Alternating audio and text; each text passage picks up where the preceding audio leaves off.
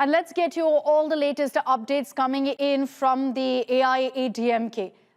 And there's been, of course, a whole lot of buzz over exactly what's been playing out. We're months away from an election in Tamil Nadu. Within the AIADMK, Edappadi Palaniswamy has made it very clear that he is the leader, he is the general secretary of the party after all. But the rumblings outside, whether it's from a VK Sashikala, TTV Dinakaran or a Sengotian who's within the party, all of them making open pitches for unity, is what's triggered a huge debate on whether the AIADMK will agree to bringing back so many of these former leaders back into the fold. Will it then trigger a leadership crisis?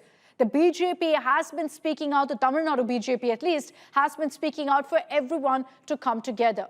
With EPS in Delhi today and slated to meet with Home Minister Amit Shah, are we going to be seeing that conversation moving forward and perhaps in the next few weeks, some of these leaders being brought back into, if not the AIADMK, the NDA fold? Let's get you all of those details.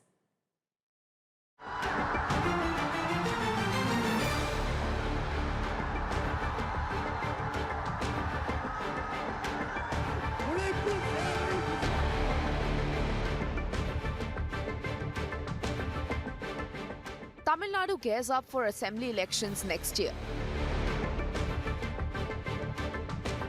Alliances are taking shape, equations shifting. The AIADMK, the principal challenger to the DMK, has hit turbulence.